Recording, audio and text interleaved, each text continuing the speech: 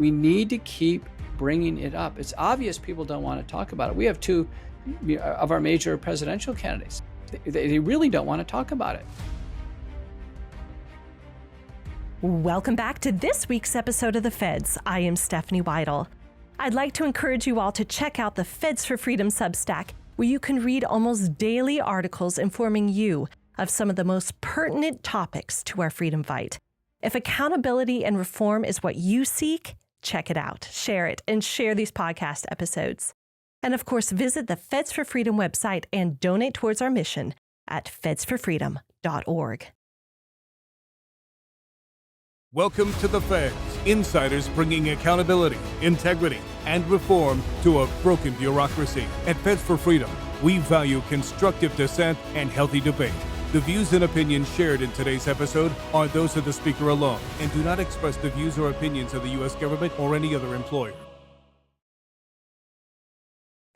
We are honored to be joined today by cardiologist, internist, epidemiologist, one of the most published medical professionals in the world, and also one of the leading medical dissenters of our COVID era, Dr. Peter McCullough. Dr. McCullough, thank you so much for speaking with me today. It is such a pleasure. It's great to be here. Thank you. Most of our audience knows your history. In your own words, what keeps you motivated in this fight for truth and transparency? I was so disturbed, really from the onset of the pandemic, that what I was seeing with respect to every public health policy, the response from the medical community, and then what happened with the COVID-19 vaccines as being so injurious to family, friends, to my patients, and the population at large. I told myself I just couldn't stay on the sidelines. I understand. Well, so let's talk about your paper. You and other scientists known for discrediting false narratives like Stephanie Seneff, Steve Kirsch, Jessica Rose, to name several, have just published a two-part paper titled COVID-19 Modified mRNA Vaccines, Lessons Learned from Clinical Trials, Mass Vaccination, and the Biopharmaceutical Complex. There is a ton packed into this paper. What were the main lessons that the paper revealed, and what is your call to action? This is a paper now in two parts. I think the number of references is well over 500. First author is Nathaniel Mead, who's a former NIH staff writer. And the original paper was fully published in the Springer Nature Curious Journal of Biomedical Sciences. And a typical paper in that journal gets about 2,500 downloads and reads in a year. Our paper in that journal in a month got 330,000 plus. Oh, and wow. For no objective ethical reason, the journal retracted our paper. And it violated the Committee on Publication Ethics, or COPE, guidelines. We protested. They didn't care. They had already charged us very heavy publication fees, copywriting, contracting. We had done everything according to the book. This was part of medical history. And Springer Nature withdrew it. The paper was meritorious. In fact, more data had come in. And we actually had a story to tell about the censorship in the academic literature for papers that addressed vaccine safety. So we published it in two parts in the International Journal of Vaccine Safety Research. And just as you indicated, I think we really bolstered the papers with some very instructive figures, which clearly synthesize the data and show the risks of COVID-19 vaccination far outweigh the benefits. Let's talk right now about that weaponization of retraction. We have seen solid, peer-reviewed papers, simple studies with data analysis being published, discussed, referenced, and then suddenly retracted. It's like a gaslighting game. I mean, what do you make of this? What's going on here? That could happen in the mainstream media and social media, but it should never happen in the peer-reviewed medical literature, because there is a fair peer-reviewed process and an editorial process, and these papers become part of medical history. They go back 100+ years. We can trace the medical history of various products, in vitro diagnostics, various methods that were developed in medicine. So papers should never be retracted unless they actually meet what's considered the Committee on Publication Ethics guidelines. When there's fraud, when there's plagiarism, and there's some clear characteristics. Now, I was the editor of 2 major journals for over 20 years, and I've just started as the editor of a major medical journal. And so I've been in this business for a long time. Under my leadership as an editor, I've never retracted a paper, because if the peer review process is done correctly and the editorial process is done correctly, the paper is published as part of medical history. Now, if somebody reads it and they vehemently disagree with the data or the interpretation and the generalization, they write a letter to the editor, and then there's a response to the letter. There's a fair process. So, to give you an example, myself and Nicholas Holscher and a group of authors published a paper about COVID-19 vaccine fatal myocarditis. We published it in the Journal of the European Society of Cardiology. And this became one of the most widely read papers actually in that journal in cardiology. And of course, there were letters to the editor. And as 2 letters to the editor came in, they were reviewed, passed on to us, and we wrote responses to them, strengthening our positions. And then people can read the point counterpoint in that dialogue. That's how scientific interchange should happen. You know, when I published the very first paper on how to treat COVID, and so I was the very first person in the world to publish a peer-reviewed paper on a multi-drug protocol to treat outpatient COVID-19 in high-risk patients to prevent hospitalization and death. And it was published in the American Journal of Medicine. And I would have gone to New England Journal of Medicine, but we saw, corruption starting to happen there in Lancet and elsewhere. So I published it in American Journal of Medicine. Do you know I got 6 letters to the editor, which is a bit unusual. 2 is a lot, but I got 6, and they came through, and then I answered them one by one. Typically, the letter would say, "Dr. McCullough, you can't treat COVID-19." And then my response would be something like this: "Overcome your fear and join me in helping people get through this illness and avoid hospitalization and death." And, what a great response. I would never hear from them again. Stephanie Senoff, I'm glad you mentioned her. Stephanie, the paper on mine, we got a strong letter saying he was rebutting all these mechanistic points. So Stephanie wrote back and said, "We even now have more information, and we are producing a table of all the additional studies that support our position." So now there's even a table in response. And then that person wrote the letter to the editor is like, "Oh boy, kind of wish that they didn't fire the first shot, because the response shot is so much stronger."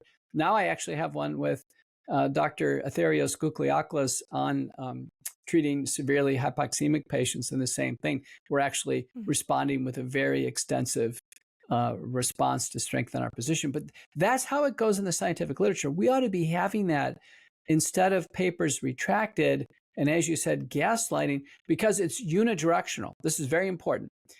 Anything that offered hope of early treatment was crushed and suppressed. Anything. Yes.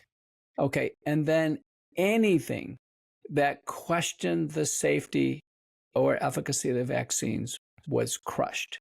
This is very important. So it's unidirectional.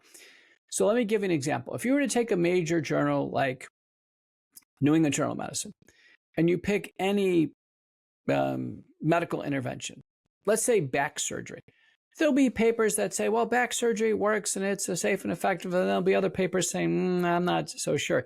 And there's always some pros and cons. There always is. Let's say for lipid-lowering drugs like statins, there's always pros and cons. But with the vaccines, 100% of the papers in the New England Journal of Medicine say safe and effective. Nothing to the contrary. So there's a complete imbalance when it comes to the vaccines. And everybody should be scratching their head. Why? Why is this happening? Absolutely. Did retraction ever happen before COVID? Yeah, no, it happened. There's a website you can go to called Retraction Watch. And believe it or not, the number of retractions are numerous out there at the low-level journals. So I have a Substack out on this, and it's not a small number, but it is a traceable number. A lot of times it may be disagreement by authors or discovery of plagiarism. And again, it's at lower-level journals. But this idea of having a paper fully published and then retracted for reasons that are not usual and customary practice. So the first time I had this happen to me, it was a Taylor and Francis was the publisher. The journal was the Proceedings of the Baylor University Medical Center. It was my home journal. And, I had a paper, it was a second treatment paper. It was fully contracted, published, copyright.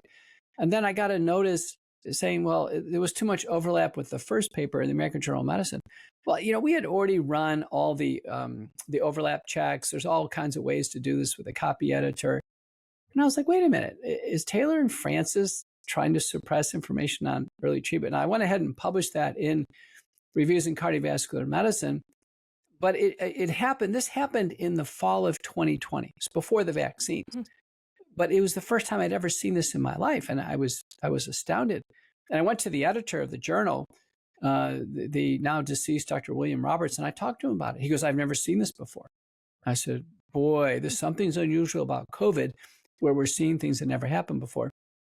Then with Jessica Rose, I had a paper on COVID vaccine myocarditis that was happening in young people. And 6 days, this was published in Current Problems in Cardiology by invitation, 6 days before the pediatric meetings on COVID-19 vaccines, of which myocarditis was going to be a big safety topic. The journal retracts the paper. And there, the publisher is Elsevier, the journal's Current Problems in Cardiology. And we get a notice, we're retracting the paper. And we said, why? And they said, administrative reasons. Not giving a reason. So it was, they were clear about it. And then we brings us up to the Mead paper in Curious Journal of Biomedical Sciences. So I've seen it 3 times. And in my publishing career, I'm one of the most published people in my field in the world in history. I'm one of the most published scientists and doctors who have actually, treated COVID patients in the world right now. I have over 70 peer-reviewed papers in COVID-19 that I can tell you as, an experienced author and editor, what's happening now is very disturbing. It's specifically about COVID, early treatment, and the vaccines. So how do you bring accountability to these medical journals? Because they're trying to obliterate the history and obliterate actual discussion. So far, the Congress in Washington has called journal editors to testify. Only 1 out of 3 showed up. There are now various types of legal actions being taken against the publishers for fraud and intentional deception. We need investigation into who at these journals or publishers are making these decisions, and are they influenced by outside forces? Mm-hmm. A very important piece of investigation by Rebecca Barnett in Australia of a paper published by a Chinese scientist who is operating out of Scandinavia on COVID-19 vaccines and cancer. When his paper was retracted, that was objected to, and an investigation was undertaken. And it was revealed through FOIA that the journal had received phone calls and messages from a person who, by looking him up, appeared to be an engineer from Germany with no medical or scientific background that we're aware of, that he was applying sufficient pressure to prompt the journal and the publisher to withdraw the journal. So I contacted Rebecca. I said, Rebecca, the next step is figure out who this guy is. How does he have such power to exert pressure on a journal to do this? And the communications went something like this. This paper is getting too much attention. It needs to be pulled. And it makes me think the same thing happened with the Mead paper. I mean, again, average paper, 2,500 looks, and we're at 300,000, 30. That tells you that it has to do with visibility. And in my book, Courage to Face COVID-19, John Leake and I describe a biopharmaceutical complex. We think a syndicate is formed. They are watching everything in the mainstream media, social media, and the peer-reviewed literature.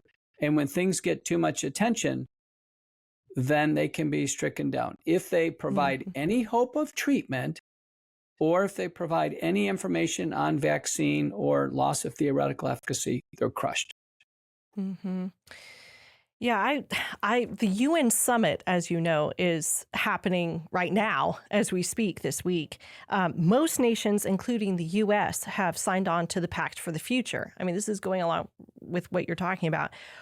What are your thoughts on the role that mRNA gene therapy might play in supporting a one world government agenda?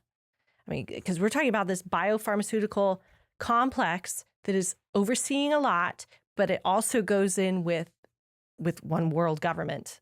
So what are your thoughts on mRNA gene therapy supporting that agenda?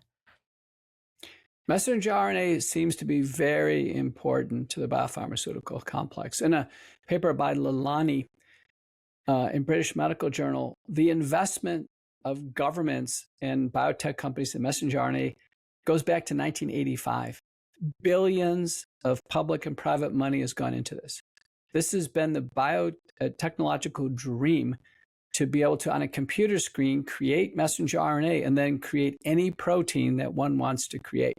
So it's a powerful technology, but it's almost like nuclear technology. The ability to control it is we've learned with the COVID-19 vaccines, is very, very tenuous at best, and the dangers are extraordinary. The messenger RNA has been pseudo-uridinated. It's been made fully synthetic. We do not have evidence that the human body can break it down. Experts do think some RNA aces potentially can break it down over time. 2 studies, one by Fertig and the other one by Castriota, show it's circulating in blood for 30 days, but that's as long as they've looked. Could circulate longer. There appears to be no way to shut it down. Once it's in the body and the body starts reading the messenger RNA, there's no stop button on it. So it appears to be very important to the biopharmaceutical complex. Virtually every vaccine is on a schedule to be converted to messenger RNA vaccines. Linked to this UN agenda is what's called WHO Agenda 2030. This is startling. You can go on their website or just search Google Images, Agenda 2030. It aspires to have 500 vaccines for each person in the world. Did you say that every shot on the schedule they're hoping to convert to mRNA? Moderna has 31. And remember, most vaccines at this point in time are not medically necessary, not clinically indicated. They're not very effective. All the diseases that we vaccinate for largely went away with improved sanitation, water, improved living conditions. And so they're, in a sense, legacy diseases. We don't face threats of smallpox or polio or measles, diphtheria, tetanus, pertussis. They're simply not big threats out there. And even when vaccines are suspended, like pertussis vaccine was suspended in Sweden for over 5 years, there was no recurrence of pertussis because we treat it with a Z-Pack anyway. So it's not like it's a big deal to have a diphtheria pertussis infection. So what we know is that all of these vaccines, which almost certainly were relatively safer, now are going to be put into this new mechanism of messenger RNA. And what could be a relatively safe vaccine could be turned into a dangerous vaccine. And the first one up is the influenza vaccine. So the influenza vaccine right now comes in a couple versions. Most of it is either the live attenuated vaccine, which is the flu mist, or just the killed vaccine, which is an injection, in the arm, the killed virus. But if we take the spike protein of influenza, which is the hemagglutinates, and then put the genetic code for this on messenger RNA and produce uncontrolled quantities of the hemagglutinates, we could actually be in trouble. We could actually make a serious illness. And on top of that, in a paper by Boros and myself and others, we've shown that the messenger RNA doesn't cleanly make just one protein. It's misread by human ribosomes and makes what's called frame-shifted proteins, about 12, in the case of COVID vaccines, about 12 additional unwanted peptides or proteins. And then those can be expressed and cause cellular dysfunction or autoimmunity. So there's a great concern that every messenger RNA product will cause autoimmunity, the body's immune system to attack itself, will overproduce dangerous antigens like the hemagglutinates or the SARS-CoV-2 spike protein, or the tetanus toxoid. You can go on. And that because they're genetic, as you pointed out, they're gene transfer technologies, there's great concerns that they could permanently install their genetic code into the human genome, that they could be related to cancer. And so this is a unbridled technology that I think there should be a complete moratorium on the development of messenger RNA until we understand the fundamentals of its preclinical profile, its pharmacokinetics, pharmacodynamics, its distribution, etc. It's astounding. You're calling for the stopping of all mRNA lipid nanoparticle platforms, and yet we're seeing in the news, like CBS News, calling Surgeon General of Florida Latipo a misinformation spreader by trying to prioritize non-mRNA shots over mRNA shots because he knows the danger of it. There's just a concerted effort to get that mRNA into people's bodies. Well, listen, we've been here before. If we were to go back to 1949, Rose and Hill presented to the Medical Research Council that smoking, and doctors and nurses were smoking and advertising cigarettes, that it causes lung cancer. They said, listen, it causes lung cancer. We're greatly concerned it causes lung cancer. And the doctors, the medical community, no, it doesn't cause lung cancer. The tobacco companies, no, it doesn't cause lung cancer. And so doctors and nurses smoked cigarettes in the clinic, the operating room, told patients they didn't cause lung cancer. This went all the way to the U.S. Surgeon General's report in the 1960s. And the conclusion was, they caused lung cancer. So I'm telling you right now, it's 2024. And I am saying we should suspend all messenger RNA biotechnology development. 2022, I called for the vaccines, COVID vaccines, to be pulled off the market in the U.S. Senate. Mark my words, we're going to get to, let's say, 2030 or, 2022. Let's add on, 2040, 2042. We're going to get there. And people are going to look back and say, oh my gosh, Dr. McCullough was right. It's just like Rose and Hill were right, that we shouldn't have pushed forward this messenger RNA technology. So let's talk a little bit about vaccine injury. First, for those who do not seem to be vaccine injured at this point from the COVID shots, do you think they are out of the woods, or do you anticipate that they will see vaccine injury later in their life or in the next couple of years? We simply don't know.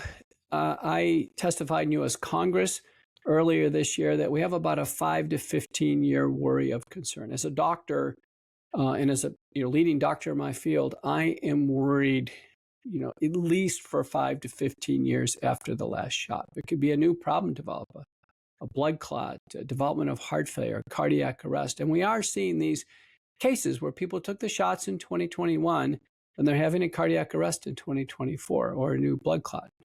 Now, 2 papers, one by Schmeling, one by Manichi, show that the 2021 shots were far riskier than the later shots.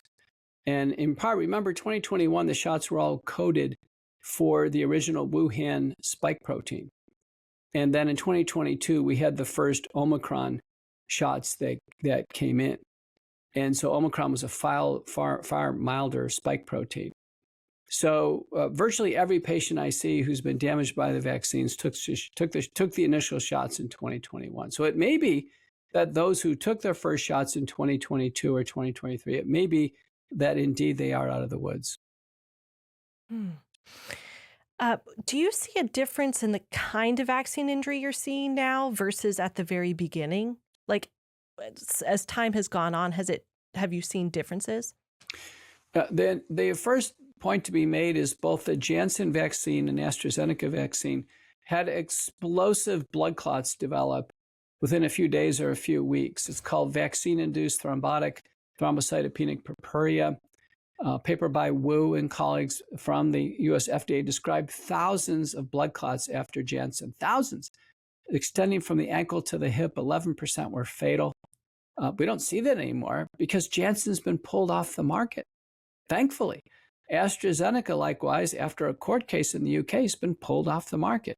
So yeah, we don't see those horrible, adenoviral vector blood clot cases because the product is gone from the market. With we see far less vaccine injuries now, largely because people aren't taking the shots. Recent CDC data show that through beginning of this year through April of 2024, only 1.6% of Americans took a COVID shot. Mm-hmm. And where does cancer fit in with that? We don't know if the vaccines cause cancer or not. There have been some early cases where it looks like it's implicated. I've been an author on 2 of these cases. Multiple theoretical papers have suggested the vaccines could either cause or accelerated cancer via multiple mechanisms.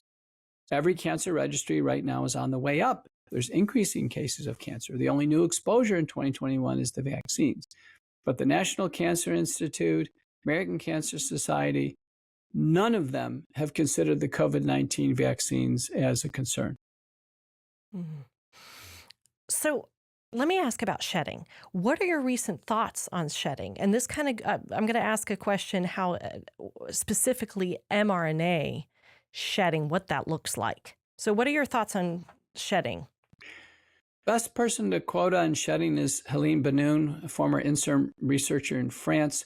Shedding is real in terms of breastfeeding women transferring messenger RNA and spike to the baby. That's been proven. 2 papers by Hannah. Messenger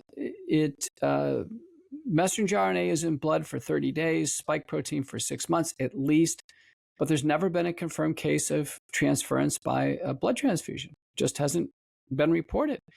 And while the messenger RNA and spike get into breast milk, that means it should get into sweat and oral secretions and urogenital secretions. There's never been a case of shedding confirmed by kissing or sexual intercourse.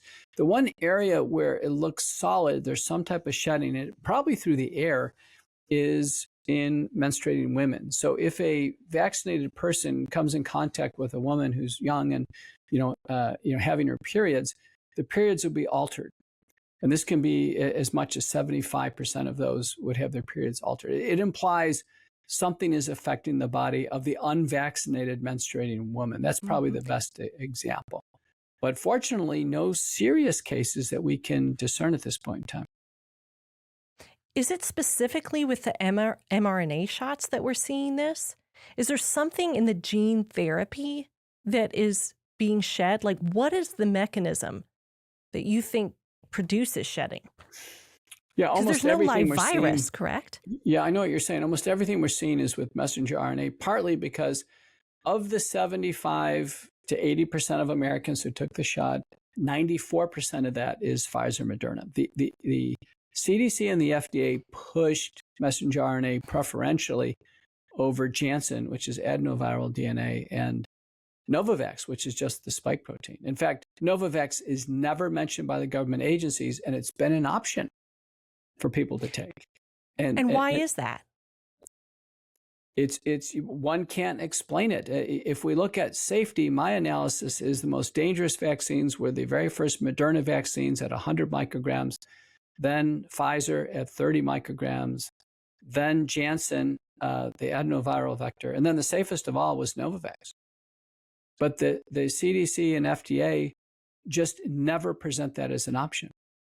Even a lot of public health agencies never present it that way.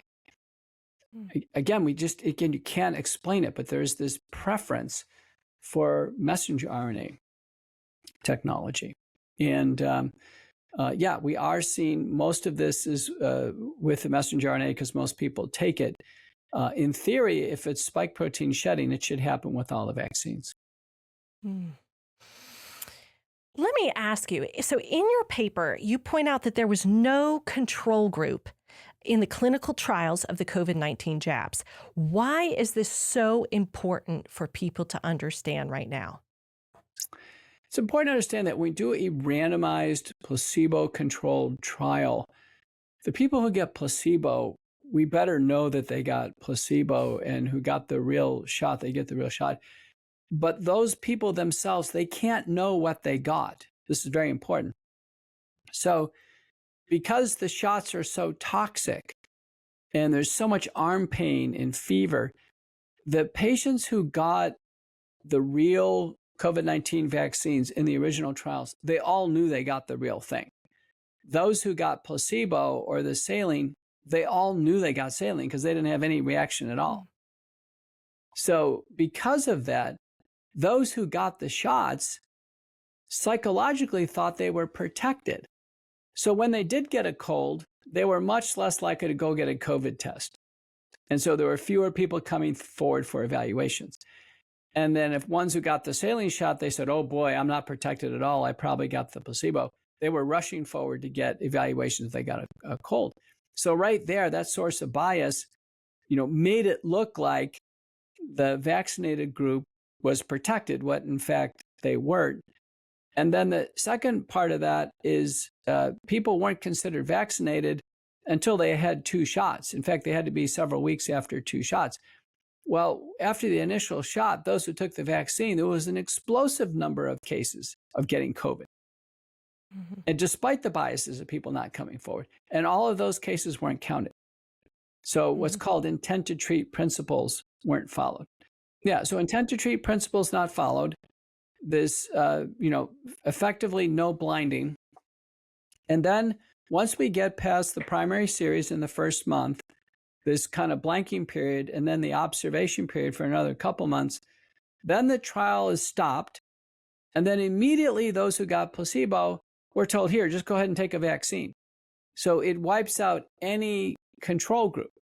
So it wipes out any ability to look at what happens to somebody who doesn't take the vaccine. Now, fortunately, in the United States, the best estimates are 25%, maybe 20% did not take the vaccine.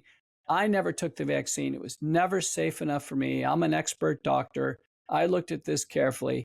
And of those who did not take the vaccine in the United States, we've done really well.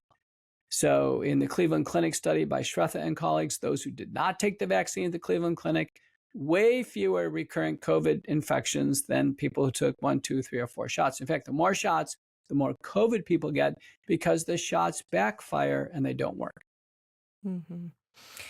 It is my understanding that no clinical trial for any vaccine on the FDA schedule has ever had a true placebo group. Is that a valid statement? That's correct. When I mean true placebo group, that's where it's double blind, dummy, where we actually cannot tell who got what. The vaccines have been incrementally developed where they're typically compared against the prior vaccine. So if there's a quadrivalent vaccine and it'll be trialed against a 23-valent vaccine. So the vaccines just undergo this steady progress because of what they call a predicate standard. But there is an assumption at baseline that the vaccines are safe. And so therefore they don't undergo true double-blind randomized placebo-controlled trials. And they don't have enough observation for safety. So for instance, we give a vaccine because it affects the immune system, and the vaccines are supposed to last for many, many years, we would need many years of observation to see if they're safe, right? You think about it. People say, well, take a polio vaccine. Well, what is the duration of protection from polio? The assumption is it's lifelong. Well, we would need at least decades of safety observation, and we don't have that. So the assumptions are flawed. And there's no safety to follow it. So on my Substack, I posted a paper about hepatitis B vaccines. So hepatitis B vaccines given on the first day of birth and then on a schedule. Well, if we look at babies who got the hepatitis B vaccine, they follow the schedule. When they become teenagers, They have no effective protection, none. And it's the teenage years when, they could have exposure to IV drugs or tattoos, which they can get hepatitis B from, or from sexual intercourse or what have you. So to give a baby on the first day of life something that's supposed to give them protection in the teenage years is something. It's just really a bad medical strategy. The only kids that would need a hepatitis B vaccine would be mothers who actually have active hepatitis B or active IV drug abusing, and we don't know their status. And those are pretty rare. So for the average baby born in the United States today, there is no medical necessity, no clinical indication, and no reasonable projection of efficacy that they take hepatitis B vaccine.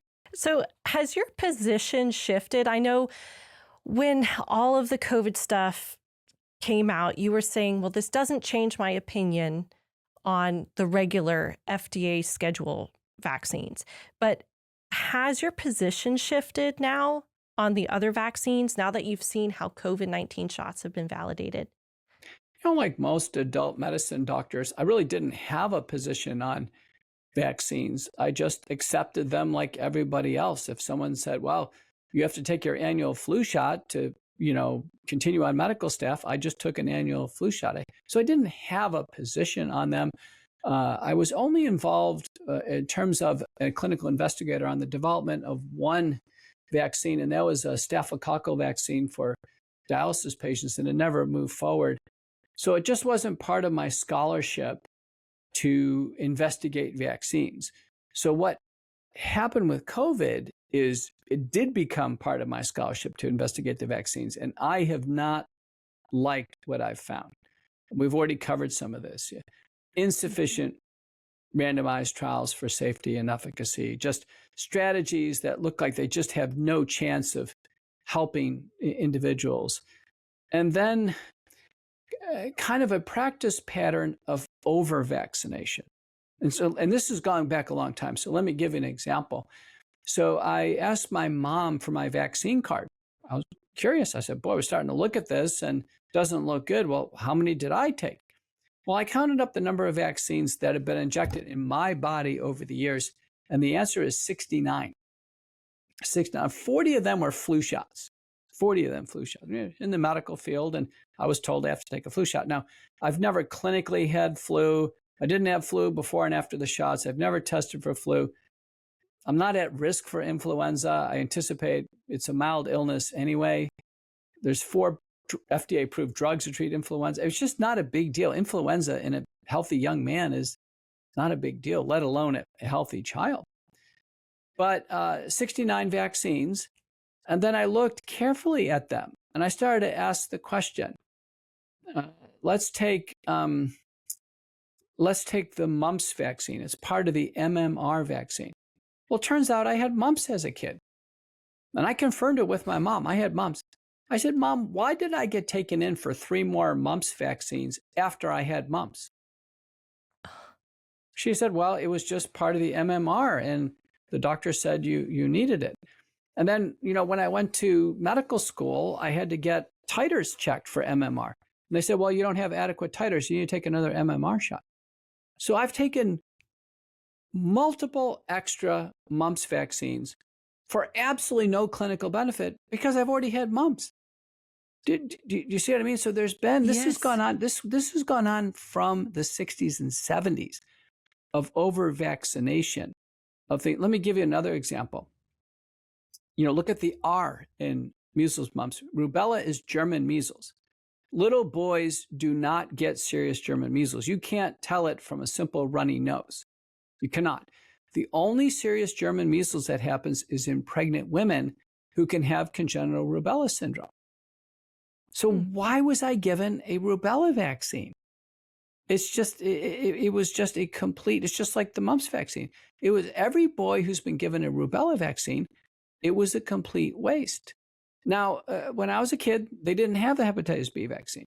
But when I became close to being a healthcare provider and I was drawing blood as a phlebotomist, then later on worked as an internist and cardiologist, I took the hepatitis B vaccine because for whatever theoretical protection it could protect me against hepatitis B, I wanted that protection. When I went to India for the rainforest, I knew I was going to be exposed to other illnesses. I took a battery of vaccines for travelers that go to these endemic areas. That's fine. That's a personal choice. But this idea now that babies are giving COVID vaccines and pneumococcal vaccines and influenza vaccines, pregnancy. So when my wife was pregnant, there were no vaccines given to pregnant women. The outcomes were fine. Now, like starting about 10 or 12 years ago, pregnant women started to actually be told to take vaccines for influenza and for diphtheria, tetanus, acellular pertussis, for now COVID-19. And sadly, the majority of those who took COVID-19 vaccines took it in the third trimester of pregnancy, where the chances of transference to the baby are much higher. So something has happened. Something has happened with the medical orthodoxy and the groupthink around vaccination. And it's culminated in Agenda 2030, which is an aspiration of 500 vaccines per person, 500. I've already taken 69 shots. I mean, really, am I going to take another, 431 shots? It's astounding that they think that normal people would go along with that. But as you said, it's a groupthink now. We see this mass formation psychosis. People are not thinking. Well, let me give you a vignette. So I was with Nick Hulsher at McCullough Foundation, and we presented a poster at the American Society of Microbiology in Atlanta, Georgia. Huge meeting, tens of thousands of infectious disease doctors, vaccinologists, all the industry people. And this older doctor came up to our poster, and he was looking at it, and he kind of rubbed his arm. He says, I took 5 shots in this arm, and I can't use it anymore. I've got a neuropathy, and we're talking about the COVID vaccines. I can't use it anymore. He says, but if they come out with a 6th shot, I'll take it in the other arm. Yeah. I mean, think about this. Did you ask him about that?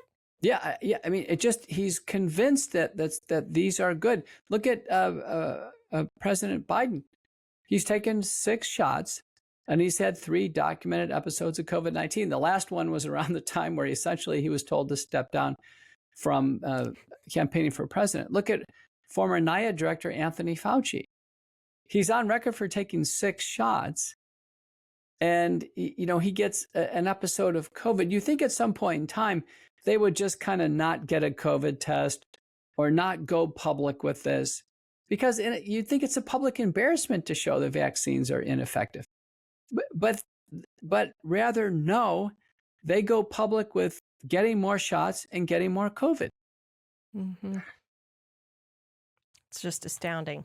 I want to go back. You mentioned before the flu shot, and they're close. Are they close to putting mRNA in flu shots? It's upon us. Yeah, and you mentioned that they're. Yeah, it's imminent. Messenger RNA flu shots and messenger RNA respiratory syncytial virus shots. I mean, those are imminent. We can check the approvals, but you can expect those out there. So if one is going to take any more shots, you better really ask which one it is. You mentioned that there are 4 drugs out there to treat flu. Mm-hmm. If you use a drug at all, because it is mild, as you say, but would those same drugs even work against an mRNA kind of, if you had mRNA in your body producing this, would those same drugs even work? That's a good question. I would probably say no, because the drugs, most of them work on the replication enzymes and not directly on the dangerous antigens. So no, we couldn't use them as an antidote, sadly. The only antidotes we've published with Nick Hulsher, McCullough Foundation, could be a small interfering RNA or something called a ribotech technology. So believe it or not, companies are working on antidotes for messenger RNA vaccines. That's how bad they are. Can you imagine making something that now you have to make an antidote for? It's just astounding. Think about 2/3 of the world took these shots, and people are now scrambling. How do they get them out of their body? What they should do now? Well, so what are the companies that are making those antidotes? Do you know? Well, one of the companies called Neo7 Bioscience, led by Dr. John Cantazzaro. So first up is actually a peptide infusion to neutralize the spike protein. Wellness company is offering a trio. It's called Ultimate Spike Detox. So they're going to have a extra strength spike detox that combines nattokinase, bromelain, and curcumin. You can buy those over the counter as supplements, but they're combined with other products to kind of enhance absorption and make them more effective. I think the oral spike detoxification programs, those are the most available, evidence-based, practical, safe ways to go. There's a lot of other assistive things, but they don't get rid of the spike protein like N-acetylcysteine, vitamin C, nicotine. We can use those to help with symptoms, but we need to get rid of the spike protein, which is massively accumulating in the bodies of the vaccinated. Absolutely.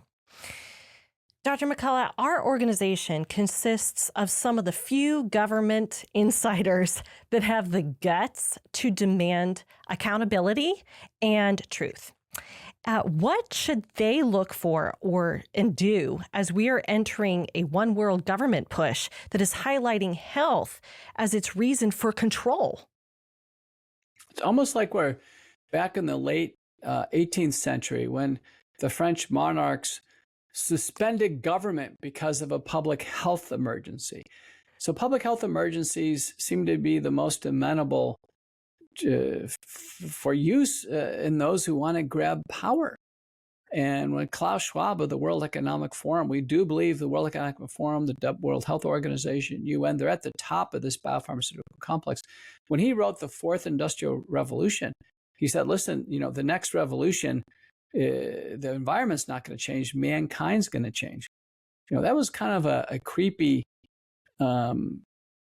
foreshadowing of what could happen with all this genetic technology. Then when he wrote COVID-19 and the Great Reset and said COVID-19 pandemic will be a limited window to establish a new world order. Believe me, I think he meant it. He meets very carefully with Anthony Fauci, Francis Collins, Trudeau of Canada, Avril Haines, our current National Director of Intelligence. Anybody who goes to Davos, Switzerland at the meeting, keep a watch on them carefully. This biopharmaceutical complex, which is a syndicate between not-for-profit agencies, that'd be World Economic Forum, CEPI, the Coalition for Epidemic Preparedness and Innovation, Gates Foundation, Rockefeller Foundation, Wellcome Trust, Gavi, the Global Vaccine Alliance. All of these are working very carefully with the government agencies, and they would include the regulatory agencies, the United States, CDC, NIH, FDA. They're working with the Department of State. It's very important. Department of State, our Department of National Intelligence, for sure, because Avril Haines is formerly at the World Economic Forum, working with governments all over the world. The World Economic Forum had this Young Globals Leaders program, which in a sense was an indoctrination program to get world leaders in position for potentially a new world order. And it looks like it's happening. Yeah. Well, before I ask my last question, Dr. McCullough, do you have anything that you'd like to add? I just want to make people aware that we've 2 years now into McCullough protocol-based spike protein detoxification, the combined use of nattokinase, 2,000 units twice a day, bromelain 500 milligrams a day, and curcumin 500 milligrams a day. Single capsule combinations, just getting 3 and then taking them together. 2 years into this, and we are seeing improvement. It's anecdotal. We see it case by case. No large prospective randomized trials, none even planned. So it's going to be down to empiric evidence. But I'm convinced 6 to 12 months or more, patients fundamentally get better. The antibodies against the spike protein decline. The neurologic, cardiovascular, and other symptoms resolve. Blood clots resolve finally on blood thinners plus this. We commonly double or triple doses of nattokinase, bromelain, and curcumin. We do use it in addition to blood thinners. Main caveat is excess bleeding. But let me tell you what, I think this is the best hope of survival for humanity, because to allow the spike protein to continue to accumulate, don't forget the messenger RNA appears not to shut off. To allow the spike protein to accumulate after the shots appears to be very ill-advised and will lead to injury, disability, and death in some individuals. That's excellent. Thank you, Dr. McCullough. If the average American citizen could do one thing to combat the corruption that we see in our government and in our health system, what would it be? I think that they would have to stop using pen names or pseudonyms. I think everybody on social media should be on there with their real name and not some fake name that they're hiding behind.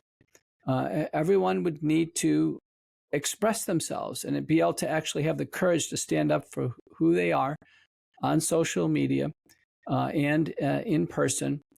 And then let's just take an imminent threat like the vaccines. Every person every day should be talking about the vaccines and safety. And bring it up every day, just in every conversation. I'm concerned about the vaccines, concerned about this and that. Hope you're not taking more vaccines. We need to, talk to your lawmakers about the vaccines. We need to keep bringing it up. It's obvious people don't want to talk about it. We have two of our major presidential candidates. They really don't want to talk about it. Nobody, the doctors and doctors' offices, the medical societies, senators, congressmen, they don't want to talk about it. So if they don't want to talk about it, they don't want to talk about it for a reason, because we should be talking about it. So everybody should be accountable. Let's talk about it. We'll get through it together. Yes. Thank you, Dr. McCullough. That's excellent. Thank you so much for joining me today. Thanks so much for having me.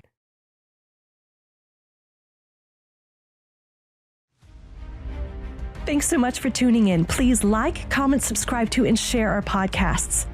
Visit our website where you can sign up for our latest newsletters and become a member of Feds for Freedom at fedsforfreedom.org.